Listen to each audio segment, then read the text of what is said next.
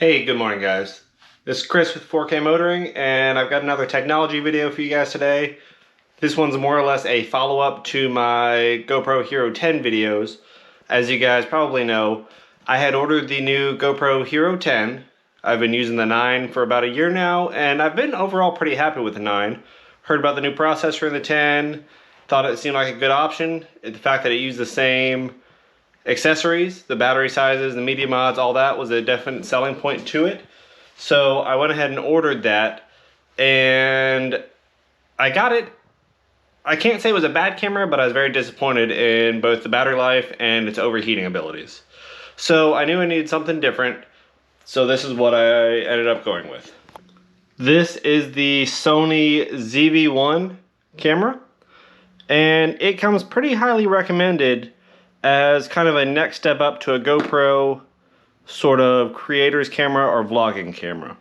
And I'll kind of give you some reasons why I went with this one. I know there's a couple options that all occupy this market space and this price range, so I want to kind of make a point of why I went with this one, and I'll let you guys know if it really turns out that way, if I regret my decision, or if I think it's the right thing to do.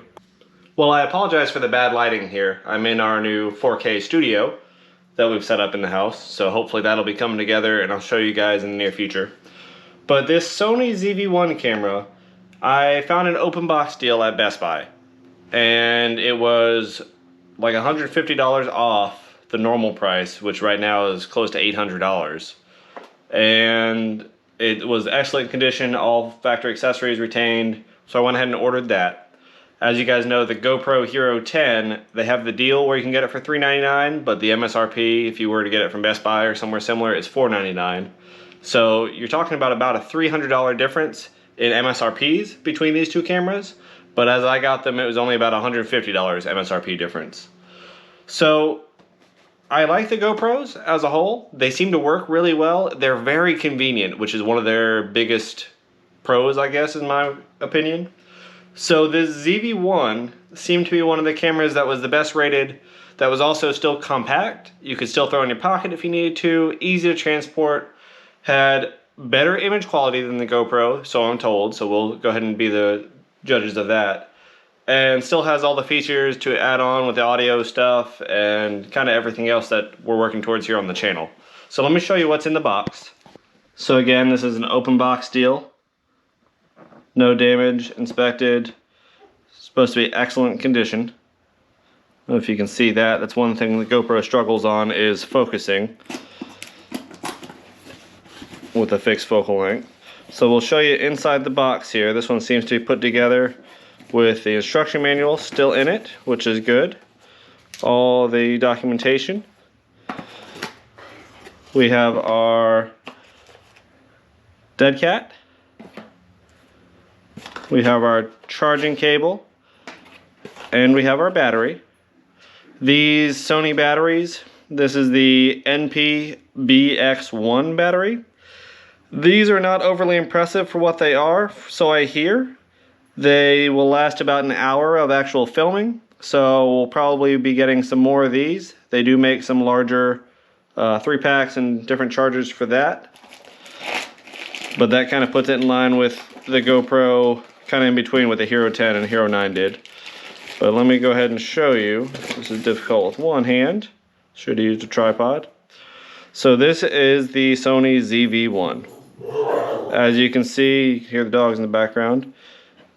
There's a couple little marks on it. Doesn't look damaged. Looks to be in pretty good condition. So this camera will be replacing the GoPro. As you can see, it still fits in my palm pretty well. Not quite as small as the GoPro, but when you consider the GoPro with a media mod, they actually are a very similar size, which is pretty cool. So in looking at these battery packs here, the Sony battery pack is saying it's 1240 milliamp hours, while the GoPro Hero 9 and 10 batteries is a 1720 milliamp hour battery. So it's a smaller battery than the GoPro has for a camera about the same size. One of the key features that I like about it, it's got that screen, articulating screen that comes out. I know it's a little bit dark, and it'll flip all the way around. So when filming, you can be looking at yourself with pretty decent screen area, and that makes vlogging a whole lot easier. Obviously, it's got the upgraded microphones here on top that are supposed to be pretty decent. We'll go ahead and test that out, but I imagine we'll be going towards our wireless microphone system anyway. Has the tripod mount on the bottom here. As the criticisms normally say, it's really close to the battery door, so while it's on the tripod, you're probably not going to be able to change the battery, which is something to consider. It's got all the ports on this side. It's got a micro HDMI port, a micro USB port, and a microphone jack, 3.5 millimeter. And it does have a functional hot shoe with cover.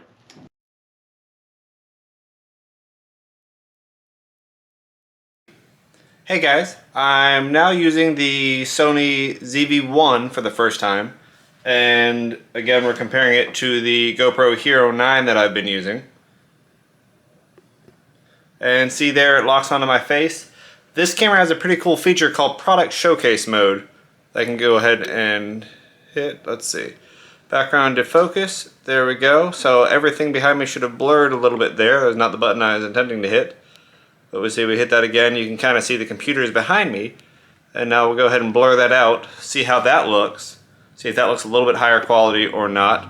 And next we're going to go ahead and use the Product Showcase mode, so give me just a moment. So for Product Showcase, this is kind of cool. So it's still tracking me decently, you still have the background to blur that we had before. But now I'm going to go ahead and pick up my GoPro and show you the Hero 9 that we've been using, and see it comes into focus and then very quickly goes back to my face. And I think that's a big thing that the GoPro footage did not have. If you want to record back a little bit or scroll back, just the fact that I can do that and that quickly it's back to my face.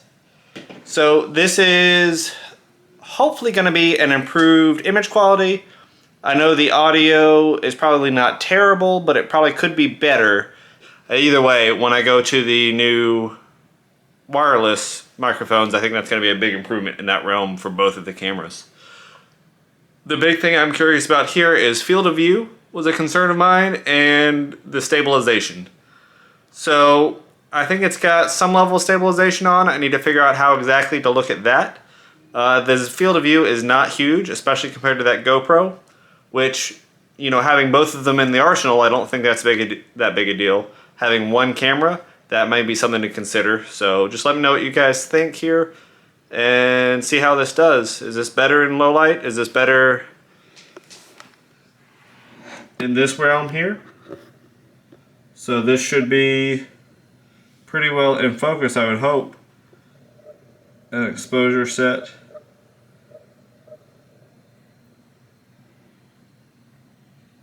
Alright, so it's now tracking. And we'll see how much light that lets in by comparison. Obviously this does have the benefit of being able to zoom very slowly.